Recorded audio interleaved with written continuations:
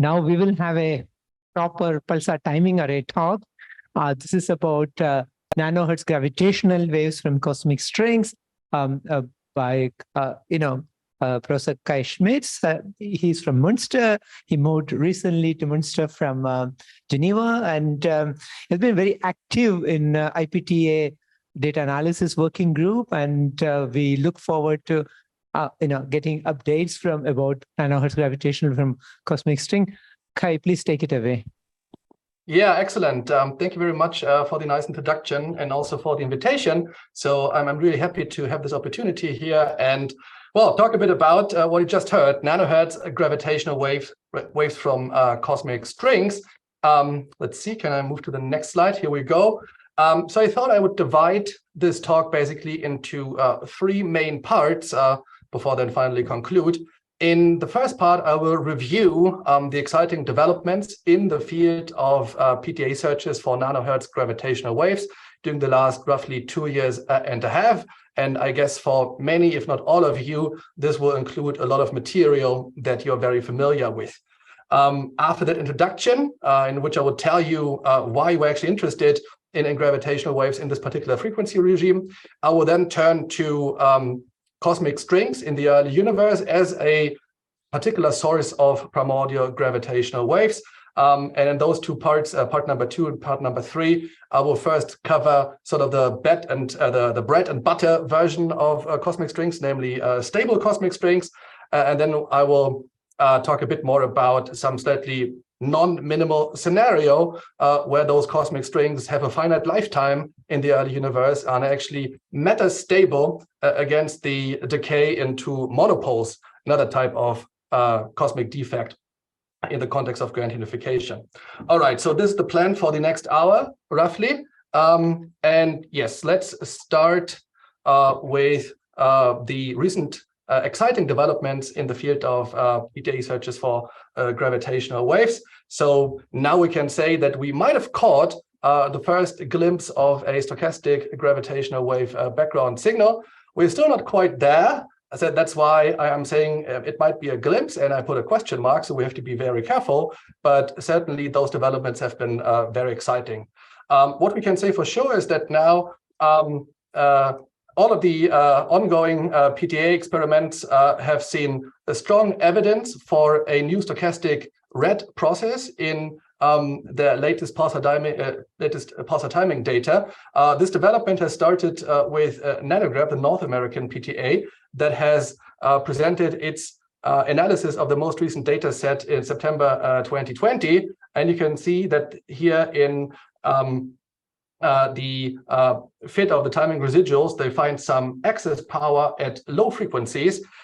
This can be attributed to a common red process, which means that it is the same process among all the pulses in the PTA with the same spectral characteristics. And you can see here the contributions at different frequencies. It is frequency dependent, which is why it's a red process, and particularly important at low frequencies.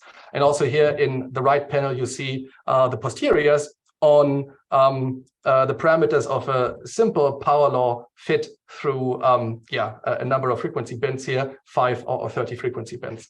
After Nanograph had presented its first results, the Australians came along and presented basically, well, consistent results in this paper here. So also PPTA, the Parkes pulsar timing array collaboration, sees now excess noise at low frequencies, and the results are consistent with those obtained from Nanograph.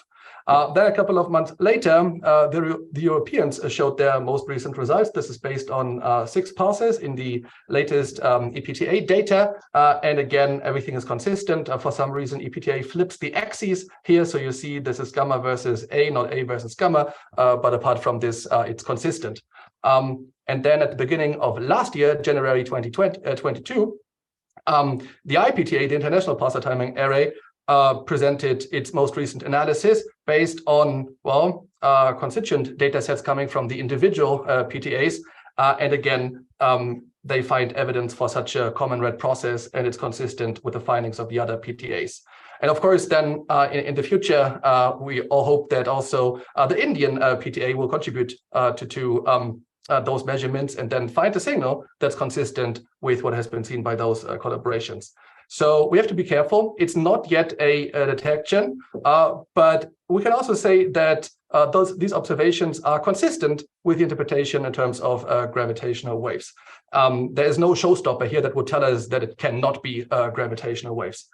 Of course, it's important to further validate this hypothesis, or to check that it's really of gravitational wave origin. And to do so, it's not enough to just look at sort of the autocorrelation of the timing residuals for individual pulses, but we actually have to perform a cross-correlation measurement across the sky. And we have to cross-correlate the timing residuals of individual pulses. And then we hope to see the characteristic quadrupole pattern in the sky predicted by general relativity. And this goes by the name of the Hellings and Downs curve. You can see it in the plot on the left-hand side, it's the blue curve, or the plot on the right-hand side where it's this dashed black curve. That's the prediction for the angular cross-correlation among the timing residuals of different pulses. And if we could confirm that, it would be very clear evidence for the gravitational wave origin of the signal. However, in the latest data releases, latest analyses, Nanograph 12.5, for instance, on the left-hand side, or Parkes PTA on the right-hand side, there is not yet, those analyses don't allow us yet to conclusively identify this Helix and Downs correlation. So what we can say for sure is that from those data sets here, we are not able to detect any monopole correlation. A monopole correlation would mean that there might be, for instance, an error in our reference clocks that we use to do the timing measurement. We also don't discover a dipole correlation. A dipole could, for instance, originate from errors in your coordinate system. For instance, if you get the position of the solar system barycenter wrong. And regarding the quadrupole correlations for gravitational waves, we simply have to conclude that the evidence at the moment is not yet conclusive. We need more data, more analyses, maybe more pulses to shrink the error bars and then get closer to this goal of finding evidence for the Helix and Downs correlations. However, for the rest of the talk, let's just assume that the signal we see in the PTA data is genuine and of gravitational wave origin. And then, of course, the all-important question is, what is the origin of, where do those gravitational waves come from? On the astrophysical side of things, there is one particular interpretation that sticks out, and this is gravitational waves from inspiraling supermassive black hole binaries. Those are systems, binaries of supermassive black holes that form after the mergers of entire galaxies. And you can see some pictures of the Hubble Space Telescope and other telescopes here that show basically systems after such a galaxy merger. They have those two active galactic nuclei here at the center. And while those are already supermassive black hole binaries in an early stage, they are still very far away from merger. But in principle, the idea is that such systems can enter a gravitational wave-driven regime at some point in their evolution, and then the orbit shrinks just because of the emission of gravitational waves until the merger eventually happens. And the superposition of gravitational waves from all those inspiraling supermassive black hole binaries then gives rise to a stochastic background that also shows up in the nanohertz frequency band where we can do the measurement in terms of our PTAs. All right. So that's, of course, a very attractive possibility. And the big promise of those PTA measurements is that it will allow us to probe the physics of those supermassive black hole binary systems. However, at the moment, it's also important to note that on the theoretical side of things, the models and simulations are facing a few challenges. So here I just want to illustrate this in terms of two examples. On the left-hand side, you see basically a calculation of the signal strength in the PTA band based on an empirical population model for supermassive black hole binaries that's based on the observed quasar population. And well, in a sense, this is a 3-parameter model that crucially depends on this number here. This is the local density of black hole binaries in our cosmic neighborhood.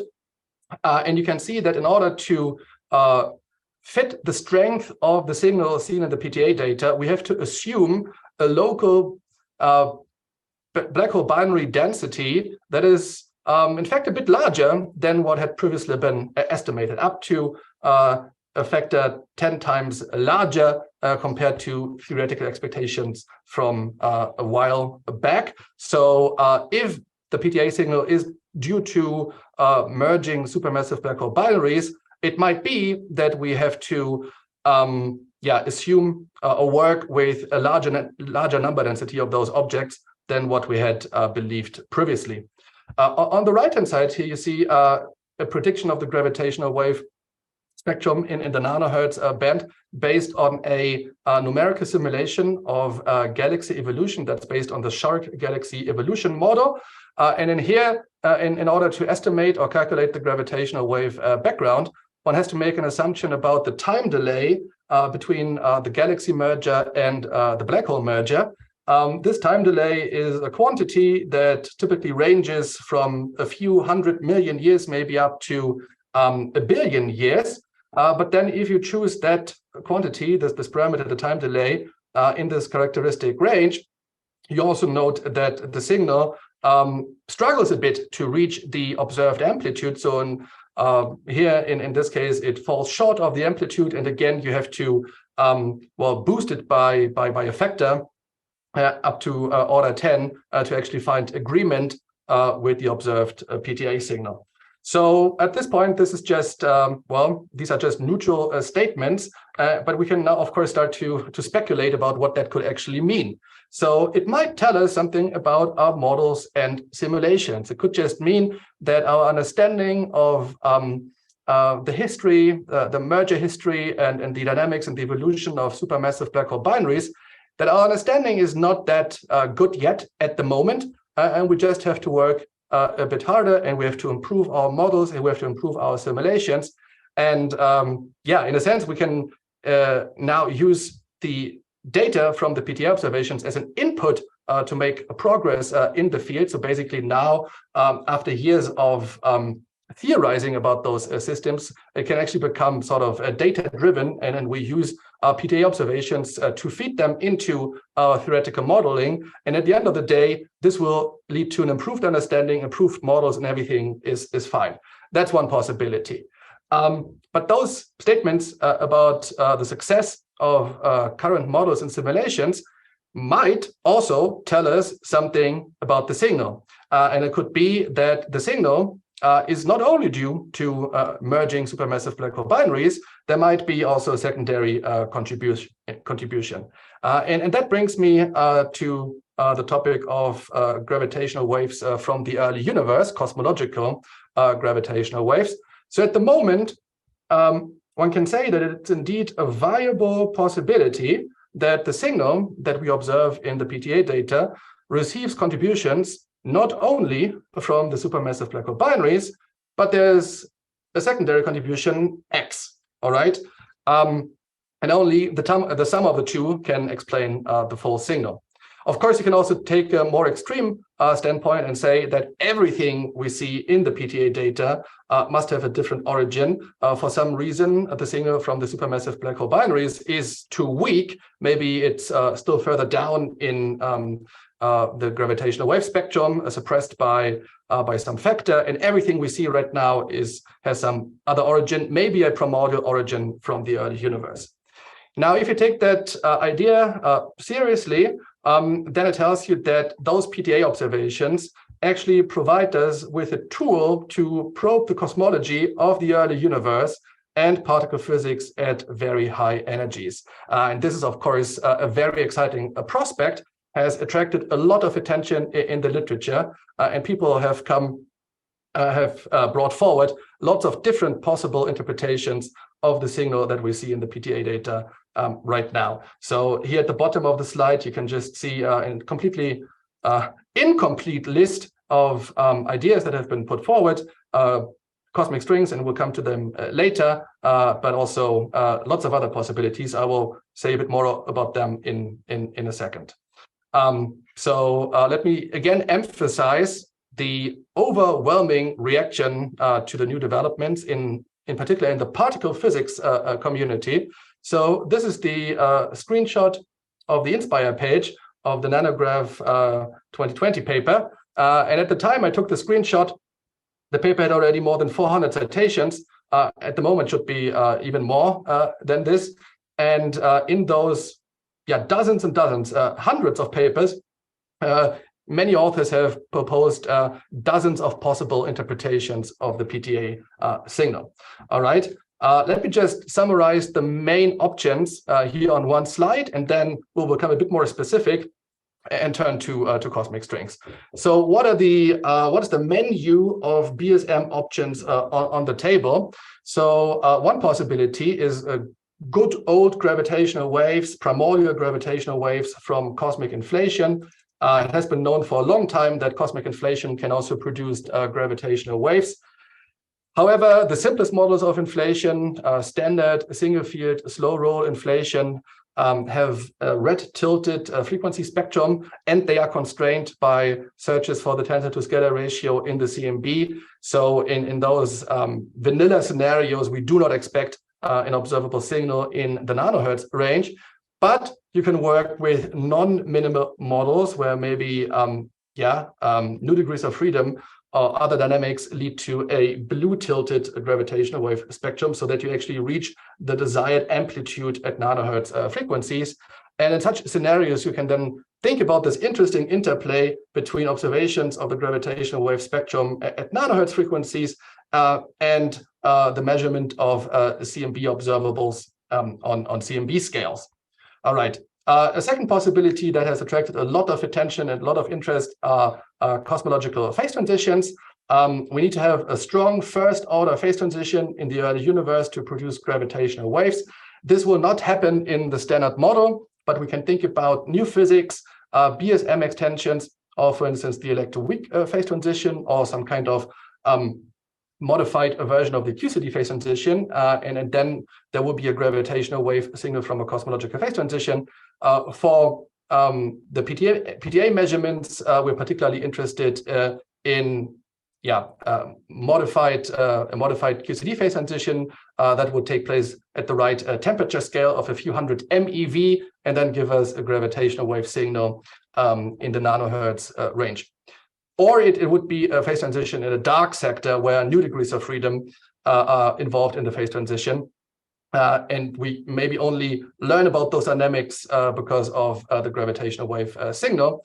In any case, this scenario or these scenarios are complementary to laboratory searches that may also, or that can also probe modifications of the QCD phase diagram, or that look for new degrees of freedom in some kind of dark sector.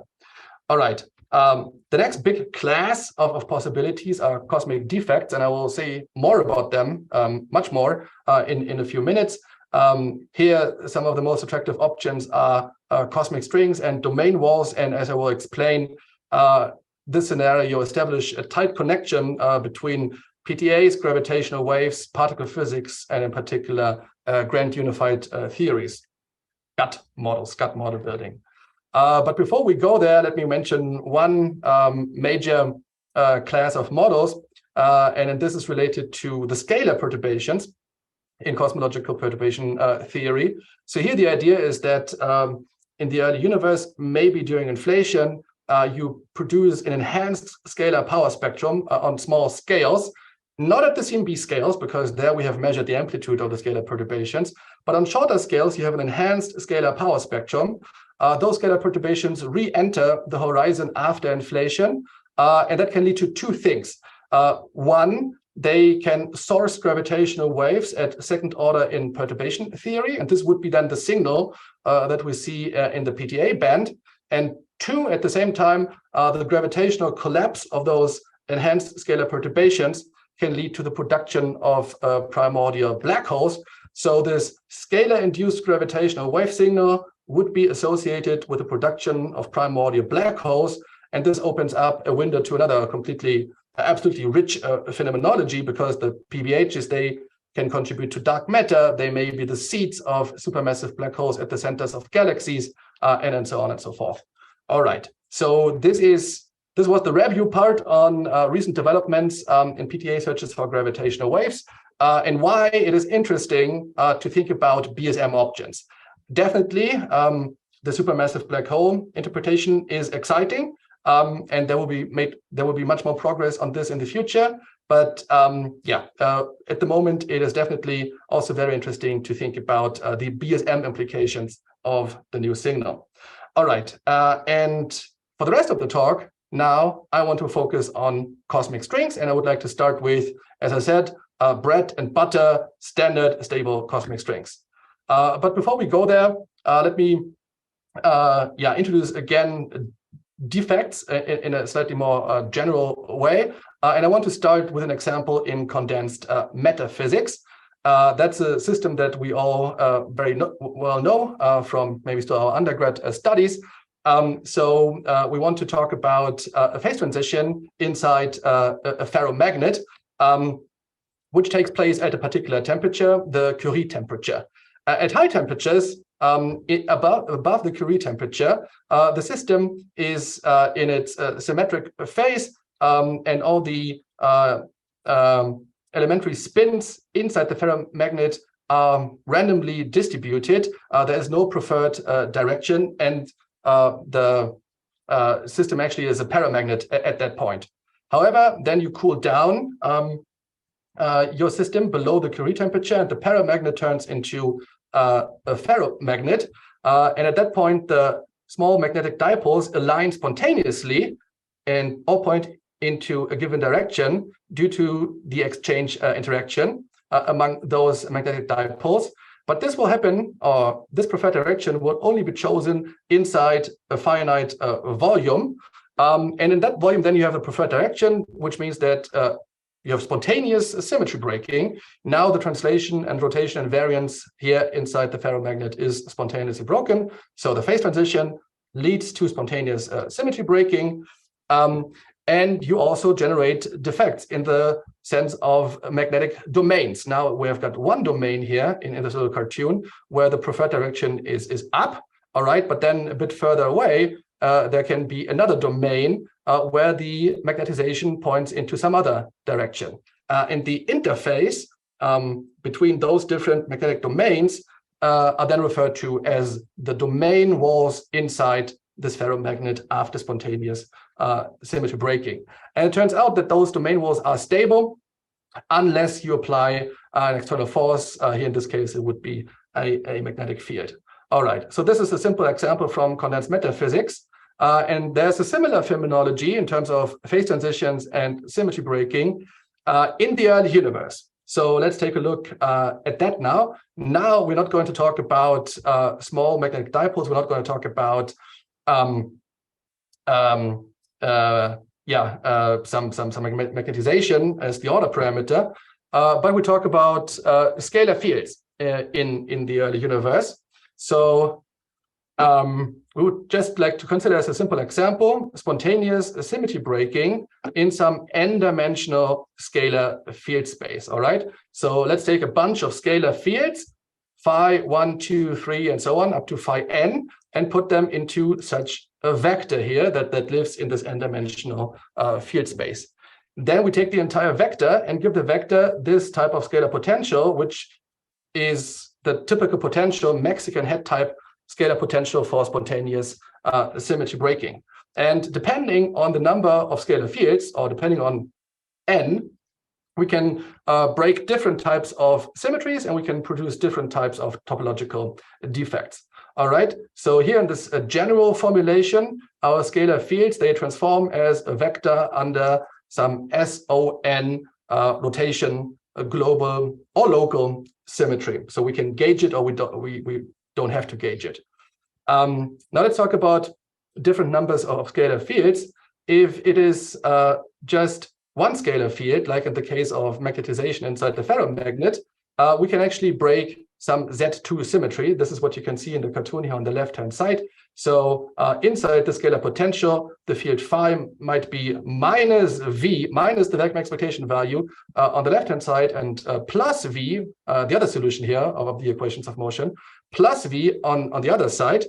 These are the two different domains in the scalar field configuration, and they are connected by such a domain wall where phi is not minus V or plus V, but it continuously connects between the two, and there's this one region, this two-dimensional hypersurface in space where phi is 0, and this is the center, this is the core of the domain wall. All right. In 2 dimensions, we work with two scalar fields. In that case, we break some SO2 symmetry, which is isomorphic to U1. All right. And then in position space, we find one sheet where the first scalar field vanishes. So this is maybe this one here. Then there are but also regions in position space where the second scalar field vanishes. Okay. And in principle, both fields undergo some random walk in position space, but then somewhere those sheets will intersect, and along the intersection, which is now this one-dimensional object here, the entire vector, all scalar fields vanish, and we are still in the symmetric phase of the old vacuum. So this then gives rise to this cosmic string in the 2D case. And we can go on. In 3 dimensions, we can look at the intersection of those 3 sheets. They will meet in one point, and that then describes the production of monopoles in the spontaneous breaking of SO3. All right, so at the technical level, those topological defects are solitonic solutions of the classical equations of motion for the Higgs field. So those scalar fields would be the Higgs field of the spontaneous symmetry breaking. If it's a local gauge symmetry, then there will also be special gauge field configurations around those objects. All right, and if you want to be even more formal, you can describe the formation of those objects in terms of the topology of the vacuum manifold after spontaneous symmetry breaking, which is why those defects are referred to as topological defects, and their stability is guaranteed by the topological properties of this vacuum manifold, and so on and so forth. So there's a whole zoo of composite defects. You can combine them into string wall networks. You can put monopoles on strings and so on. There are also non-topological defects, but I guess that's my one slide summary and everything you need to know for this talk. All right, so let's have a slightly closer look on cosmic strings. This is what we're going to be interested in right now for the rest of the talk. So as I said already, they are topological defects that originate from the spontaneous breaking of an SO2, but that's isomorphic to U1 symmetry. So spontaneous breaking of some U1 symmetry in the early universe. We can break a global or a local U1 symmetry. And one of the characteristic properties is that at the core, at the center of the string, the old vacuum still survives. Yeah, so this is where it remains preserved, even though in the bulk around it, everything has transitioned to the new vacuum after symmetry breaking. And in condensed matter, there's actually another analog or equivalent system for that. So in a sense, magnetic field vortices going through a superconductor can also be thought as a realization of the same phenomenon. All right. Maybe I should explain again the picture up here. So this is now a sketch of a Mexican head type scalar potential. Basically, the formula you've seen here in a 2-dimensional field space. And in the case of a cosmic string, we can now see that a closed path here along the bottom of the Mexican head potential, the vacuum manifold, this path can be mapped onto such a closed path in position space. And if it goes once around here, it can enclose this region in space where the scalar field is actually still located here on top of the Mexican head potential. So phi vanishes along the green line. And again, this is where the old vacuum survives, even though the symmetry breaking process all around it. Okay, so there are a couple of important parameters to describe cosmic strings. The most important one is the cosmic string tension. So those cosmic strings carry energy because they live up here at the top of the Mexican head potential, which means they preserve that vacuum energy, which is no longer present here at the bottom of the Mexican head potential. And we quantify the string tension as its energy per unit length. This is the quantity mu, which has mass dimension 2. And if you multiply by Newton's constant, here in natural units, if you multiply by Newton's constant, G times mu is a dimensionless quantity. Another important parameter is alpha. So those cosmic strings, they can form closed loops during the cosmological evolution. And alpha measures the size of those string loops at the time of formation in units of the Hubble radius. So again, alpha is a dimensionless quantity. All right, so now we know what cosmic strings are and how they belong to this class of cosmic defects. Now let's talk about the emission of gravitational waves from cosmic strings. And for this, first of all, I want to show to you the picture here on the left-hand side. This is a snapshot from a numerical simulation of a cosmic string network. And you can see that this cosmic string network, as it may have formed in the early universe, consists of two different types of objects. They are infinitely long strings, which are the strings you can really see here inside the simulation box. Those infinitely long strings are either really infinitely long, or they just correspond to closed loops, which are very large on scales larger than the Hubble radius at that time.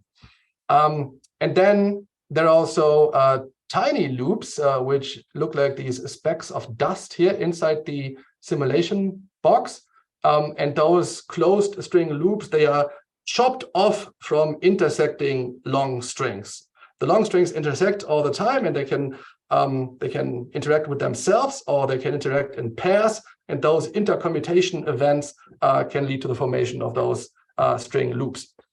What's important to note about this network here on the left-hand side is that it reaches what is called a scaling regime, which means that it begins to follow a self-similar evolution where a certain number of quantities just remain constant in the appropriate units. And in particular, the energy density stored in cosmic strings during the scaling regime will just go like the total energy density. So it will go like Hubble rate squared, which means that the energy density parameter of cosmic strings, omega cosmic strings, so basically the ratio of those two energy densities here, will remain a constant. So cosmic strings obtain a certain amount of energy or are responsible for a certain energy fraction of the entire energy budget, but they will never begin to dominate the energy budget and then lead to some kind of cosmological catastrophe, which means that they are safe in that sense, and that makes them an interesting type of cosmic defect. All right, so cosmic strings enter this scaling regime, and then during the scaling regime, we have the production of gravitational waves. And the gravitational waves mainly come from those small cosmic string loops. And how this happens, that's something you can see here on the right-hand side. So along the loop, certain features propagate. They are referred to as kinks and cusps. Here at kinks, the tangent vector just makes a jump. And cusps are these structures here. They propagate with the speed of light along the closed loop. And then the kinks and cusps emit bursts of gravitational waves into a certain solid angle. So you've got gravitational waves from cusps, kinks, and also kink-kink collisions.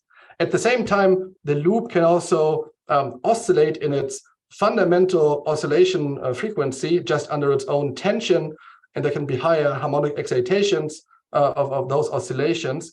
So all of this will produce gravitational waves. And then you look at the superposition of those gravitational waves from all the loops inside your network, and that together gives rise to a stochastic gravitational wave background. All right, and a few more technicalities. So there are different theoretical approaches as well to describe the evolution of cosmic strings. In the simplest case, you work with the Nambu-Goto action, where you forget about the field theory origin and you just treat the strings as infinitely thin. In this case, there are no Higgs or vector boson particles anymore. So particle emission is not even an option. You can also try to describe the string evolution or network evolution in terms of the abelian-Higgs model, where you still try to account for the bosonic degrees of freedom, Higgs and vector boson fields. In that case, you may observe in some simulations that loops can decay very fast into those massive particles, which reduces the lifetime of the loops. There's some tension between those theoretical approaches here, which has not yet been settled. It has been an ongoing debate for many years, and it remains to be seen how the two approaches can actually be merged together. And on top of this, one can also think about non-minimal scenarios of cosmic strings. So here, these are the simplest kind of strings that you can expect from the spontaneous breaking of a U1 symmetry. But as we will see, there can also be metastable strings, or strings can carry a current, and all of this can then be relevant for the gravitational wave phenomenology. All right. But before we go there, let me still point out the importance of cosmic strings in the context of grand unification. So the gravitational wave signal from cosmic strings can really basically build a bridge between cosmology and observation of gravitational waves on the one hand, and particle physics and grand unification on the other hand. And this is something you can see if you think about the possible embedding of your spontaneous symmetry breaking process into particle physics, in particular grand unified theories. So here I've taken this plot, this diagram from the first paper on the slide, and it shows to you how you can start with a big gauge symmetry, a big gauge group, SO10, and then consider different symmetry breaking patterns that eventually bring us down here to the gauge group of the standard model.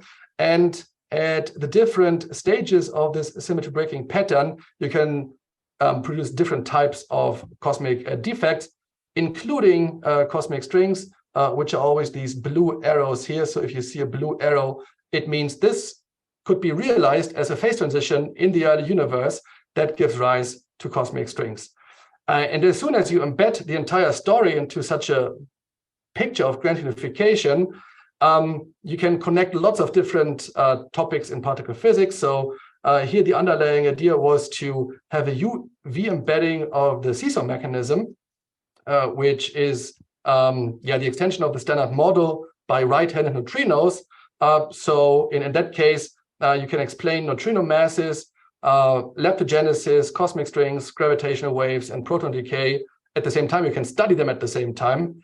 In particular, the idea here in those papers was that in the seesaw mechanism, you need Majorana masses for those right-handed neutrinos. Those masses can also be generated by kind of a Higgs-like mechanism in a spontaneous symmetry breaking process. And if there's such a symmetry breaking that generates the Majorana masses for the heavy neutrinos, that can at the same time also give rise to cosmic strings. All right, so let me point out one important example. It's basically the symmetry breaking starting here. This is the standard model gauge group enlarged by B minus L, where B minus L is baryon number minus lepton number. If we break that symmetry, it will generate the heavy masses for the right-handed neutrinos in the seesaw extension of the standard model. And this is basically just like one of those U1 symmetries I mentioned earlier when I defined cosmic strings for the first time. All right. But now also different interesting scenarios can actually take place. So for instance, if we break that gauge group, including U1B minus L, down here, then we just break it down to the pure standard model gauge group, SU3 cross SU2 cross U1. And the cosmic strings that we produce in this process will actually be metastable cosmic strings. Remember that I said the stability of the cosmic strings follows from the topology of the vacuum manifold and so on and so forth. Here in that case, the theory actually remembers that at the very fundamental level, it had not been such a U1 symmetry all the time. No, the theory remembers that at the most fundamental level, it was actually embedded in SO10. And then the breaking of SO10 down to the standard model, if you basically jump all the way from up here down here, that breaking does not involve cosmic strings. So if cosmic strings originate at some intermediate stage, they cannot be completely stable. And this is exactly what happens here. So in the last step, you do produce cosmic strings, but they are unstable against the generation of monopole, anti-monopole pairs that belong to the breaking of SO10. So now you can produce those SO10 monopoles on the cosmic strings. All right, so there's the strong connection between cosmic strings and grand unification. But now let's take a look at the data and then see how the gravitational wave spectrum can actually explain the PTA signal. This is from an analysis that we presented right after the nanograph paper had come out.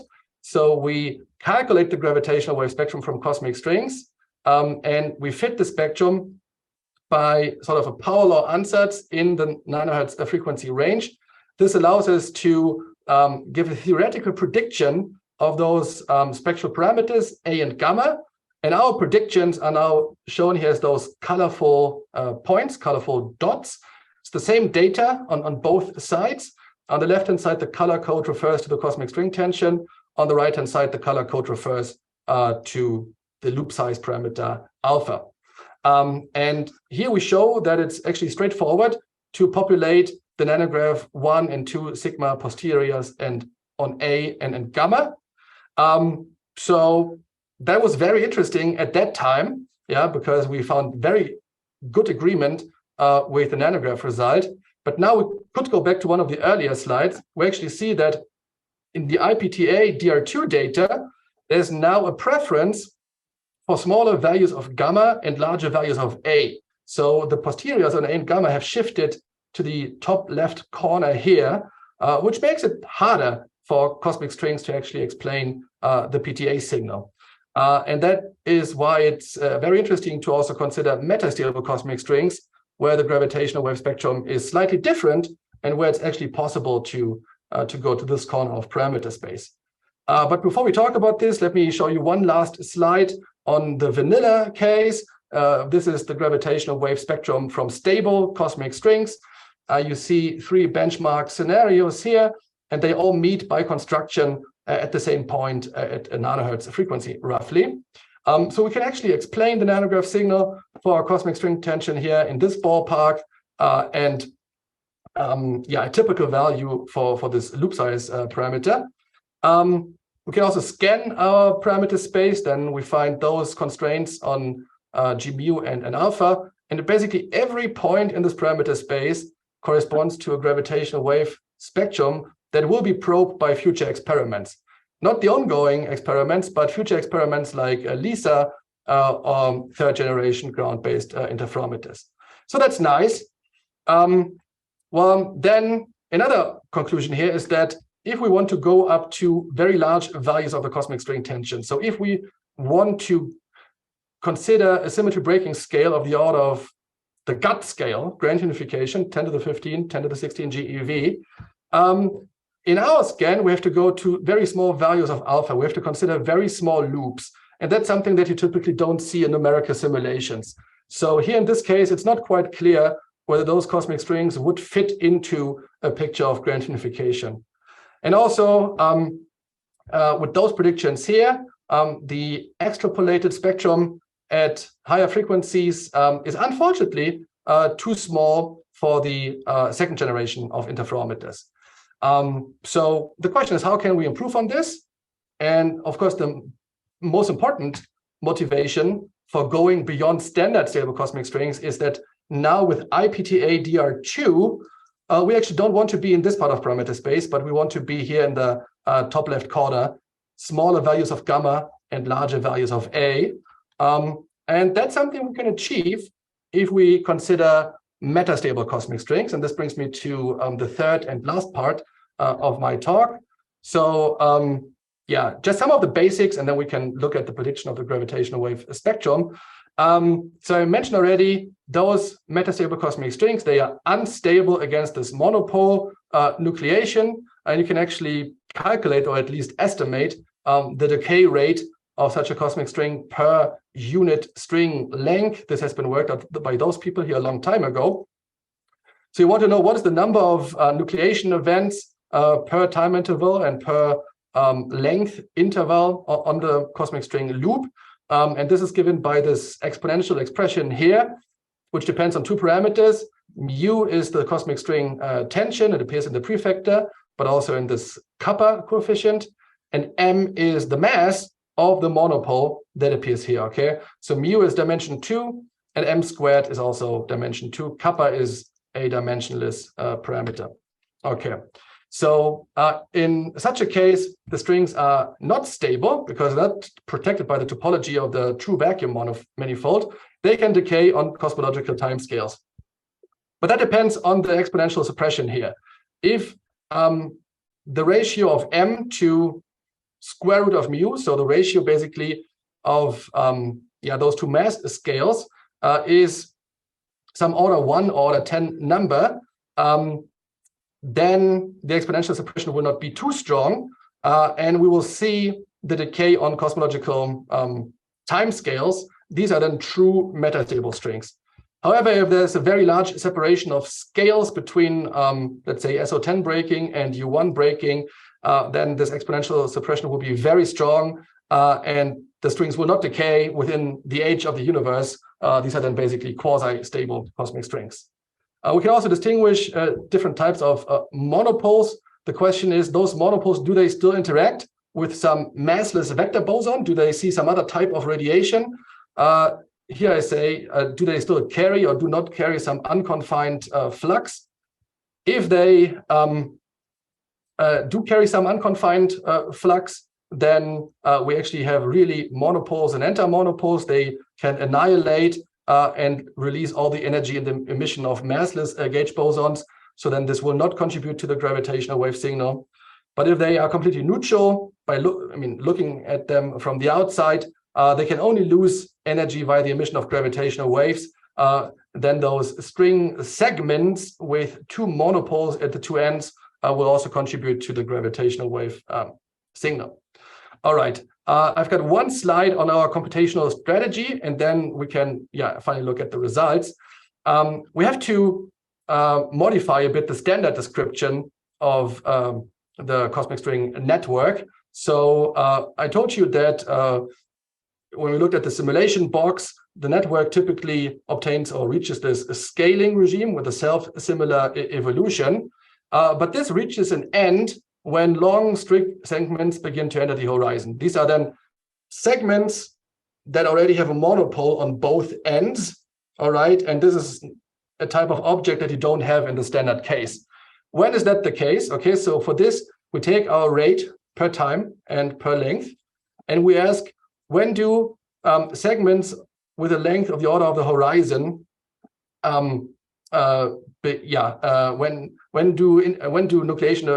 when do nucleation events become relevant on segments of this length scale? So we replace the length by the Hubble radius here. And the time Ts is the end of the scaling regime that we want to solve for.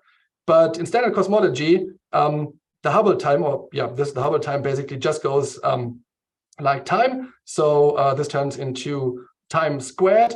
We can solve for this, and we find that the characteristic time at which those nucleation events become important on subhorizon scales is given by 1 over the square root of our decay rate. Okay, so now we can look into two different regimes. At early times, this effect is not yet relevant. This is more or less like the standard picture. We've got closed loops and long strings. The loops emit gravitational waves, and they can decay into segments, but this happens here on superhorizon scales and is not relevant for the production of gravitational waves inside a Hubble radius. However, at later times, at times larger than TS, nucleation events take place on subhorizon scales. So now also the loops can break apart and form segments on their own.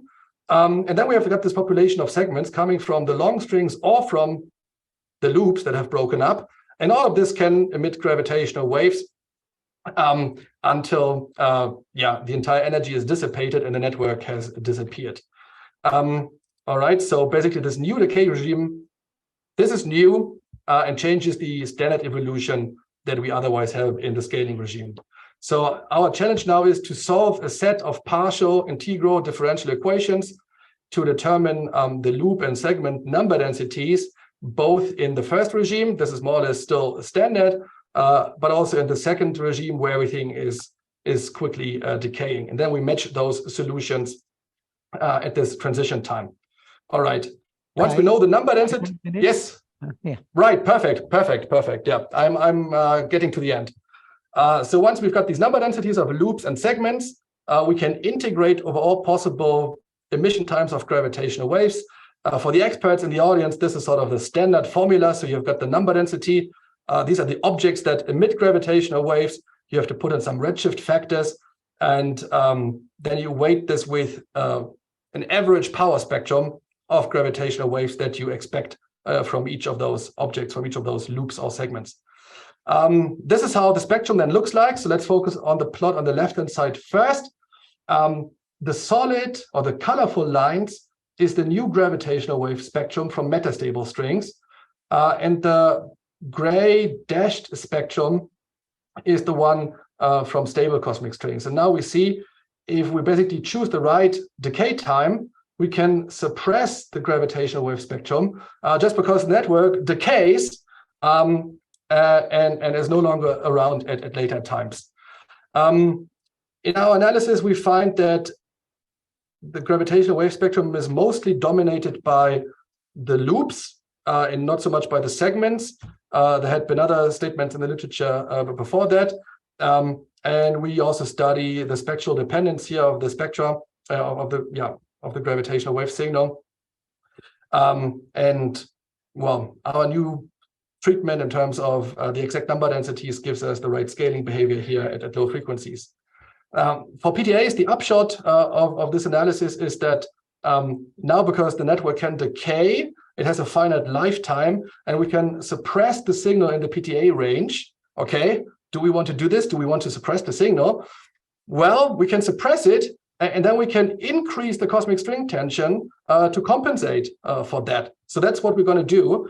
We basically make the network decay and has a finite lifetime, but then we can increase the cosmic string tension so that we get the right signal amplitude at the PTA frequencies. And this is now in a new part of parameter space where the cosmic strings actually have an energy scale or descend from an energy scale which is much closer to the scale of grand unification. So this now nicely fits into the picture of grand unification. And also because we now explain the signal by this rising slope or rising part of the gravitational wave spectrum, we can actually achieve a larger spectral index here in these units, which means a smaller gamma value, all right?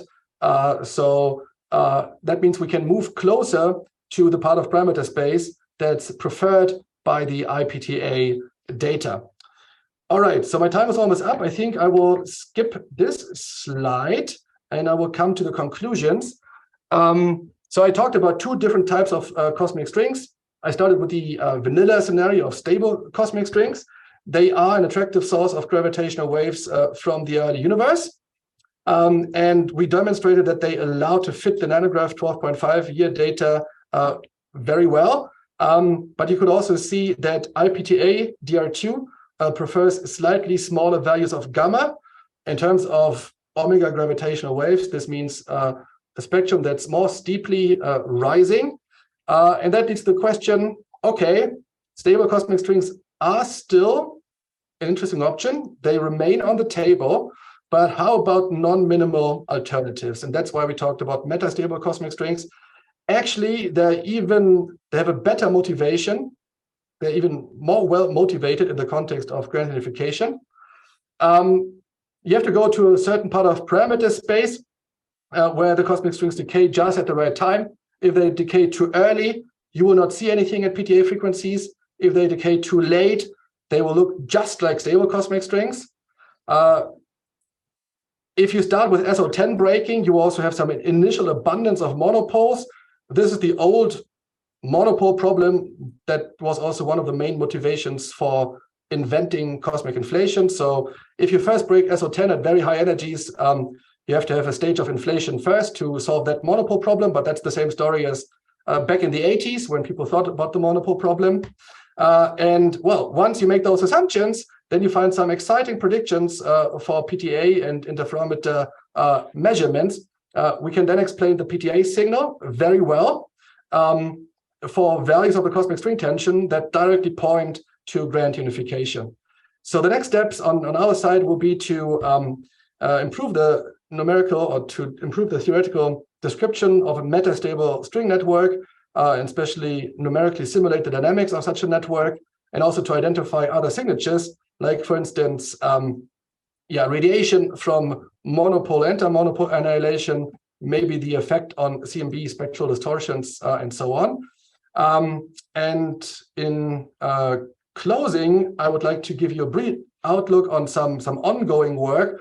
These are preliminary results, and we hope that we will be able to make some significant progress now in the next few weeks. So I can imagine that there will be a paper on this still in spring, let's say March or April, but don't quote me on this. Anyway, so we're looking into this with more recent data sets. So we're looking, for instance, for stable and metastable cosmic strings with the IPTA DR2 data.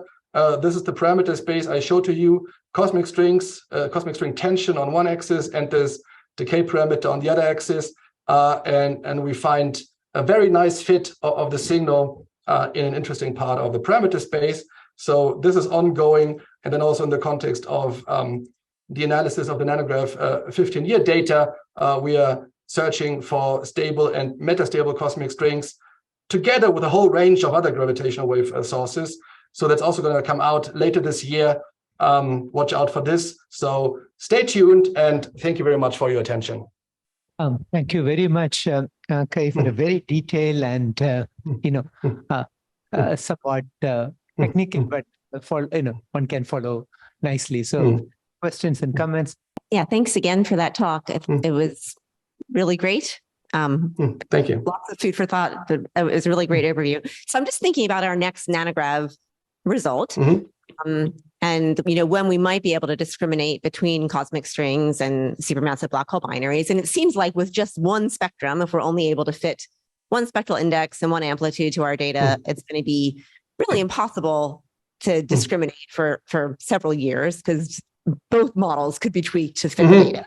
And so we really need two spectra, right? We need to distinguish two spectra in our data, which might be like 5 years from now, we'll be able to do that. So that's exciting. I think within 5 years, we might be able to say, there are for sure two different spectra with different amplitude spectral indices.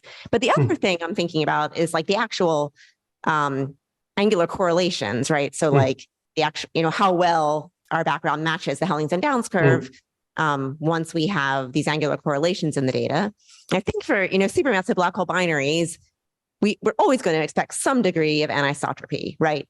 So if I think in our 15-year data set, if we do detect them, it's going to be really hard to characterize anisotropy. Maybe in the 17-year, we'll be able to say something significant about the anisotropy. And so I'm wondering, what are the predictions for the cosmic string anisotropy? Like how well, do we expect any deviations from the Hellings and Downs curve for cosmic strings? And might that look different than the expectations for supermassive black hole binaries? And might that give us like a handle in addition to just the spectrum? Yeah, thank you very much for this question. I think these are all the important points and questions that you're raising. Of course, the important question is once we keep learning more about the signal we are seeing, how can we eventually discriminate between different origins of the signal? And first of all, the spectral shape is an important discriminator. For this, we have to, first of all, see some deviations from just a straight line in a log-log plot. So we have to see a deviation from a simple power law fit. With more data and more precision, hopefully it will become possible to say more about the actual spectral shape in the frequency band that we have access to. It will not continue to just look like one straight line, but then we can look maybe at the running of the spectral index and the running of the spectral index and things like this. So at the end of the day, spectral shape will be crucial in discriminating the different types of signal. And regarding the anisotropies, that's an extremely important point. I think it's fair to say that if we start to see some anisotropies in the near future, you mentioned the 17-year data set, it will be very likely that this has some astrophysical origin because most cosmological sources of gravitational waves will not have anisotropies at a very large level. In most cases, they will just inherit anisotropies stemming from primordial density fluctuations in the early universe from the time when those sources were active or when the cosmic strings were produced. So here in the case of cosmic strings, they will inherit density of perturbations in the configuration of the network coming from primordial scalar perturbations. This will be at a very small level. We will not be able to measure this in the 17-year data set. So large anisotropies in the near future will definitely point towards the astrophysical interpretation. And another point, specific for cosmic strings here is that it's one of those gravitational wave signals that has the nice and very welcome property that it extends to higher frequencies.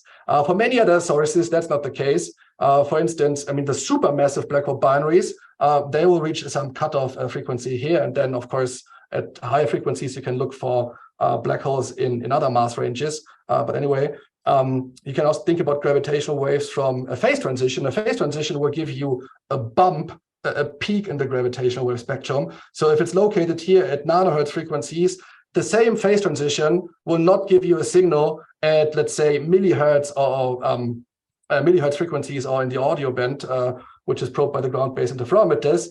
And cosmic strings are special in the sense that because of this nice scaling regime in the early universe, this self-similar evolution, the cosmic string spectrum can actually stretch across this large range of frequencies. So that could also lead to some, let's say, circumstantial or complementary information.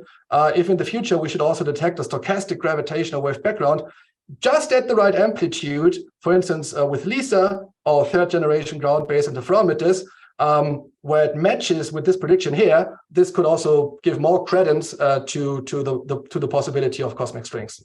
Just changing tracks a little bit. So about 15 years ago, there was a lensing candidate which people considered as a strong candidate for a cosmic string. So I guess what happened to that? Probably it's gone away since we don't hear about it. And just more general question, can you comment about the prospects for detecting such candidates through lensing from Vera Rubin and other next generation surveys? Oh, wow. Yeah, that's a very good question. I'm not sure whether I'm really qualified to answer it. I'm more like an early universe person. And I should also emphasize that the gravitational wave spectrum that we see here in this plot, this is our theoretical prediction, or the gravitational wave spectrum that we, that may show up here in the PTA data. These are really gravitational waves from the early universe. So those cosmic strings are produced within the first fraction of a second after the Big Bang. They start to evolve in this characteristic manner that I just described. They enter this scaling regime and they continuously produce gravitational waves. But this is a primordial gravitational wave background, which is then propagated towards us for 13.8 billion years. And this is what people often refer to or often mean when they talk about cosmic gravitational waves from cosmic strings. Another possibility is that we think about cosmic strings that are still around in our present day universe. There are also possibilities for that. If you just follow the standard evolution of the network, then you will conclude that the number of cosmic strings in our universe today is very small. So it's not that likely that any of those cosmic strings is particularly close to us. But you can make some extra assumptions. You can think about cosmic strings that live in the centers of galaxies or things like that. And then you can actually do a completely different search. So here we're looking for a stochastic background from the early universe. And that different search would be to look for isolated gravitational wave bursts in the present universe that come from some cosmic strings in our cosmic neighborhood, maybe within, I don't know, the Virgo supercluster or something like this, in the sense that there is a cosmic strings somewhere close by. It gives us a burst of gravitational waves, and we can see this in our data. So these are two different things. I don't know much about the setup that you just described, gravitational or lensing actually from individual cosmic strings. But if you search for gravitational wave bursts, that's another possibility to look for cosmic strings in our neighborhood, in our cosmic neighborhood.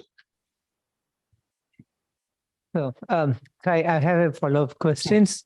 So this is about, as you correctly pointed out, isolated events involving cosmic strings. I mean, for example, if you kind of mentioned about, kind of oscillating cosmic loops characterized by a G mu and an alpha, right? It has a clean spectrum that gives you the, kind of burst radiation, right?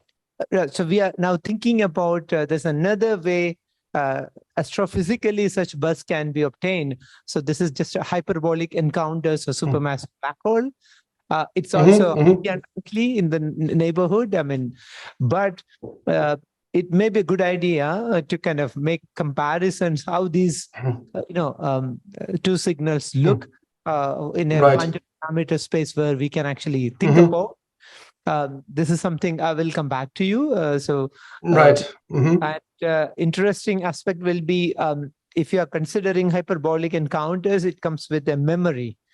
I don't remember cosmic strings, some papers by Thibault and others. I don't remember the cosmic string kind of vibration giving you a memory, right? There's no memory in that, right? If I remember correctly. That's a good question. I don't know. I mean, I know that there are these searches for bursts with memory, right? I mean, we're also doing this with a nanograph data. That's a good question. I will have to look into this. I'm not entirely sure. But I mean, you're raising a very good point. Of course, there are other sources of such gravitational wave bursts.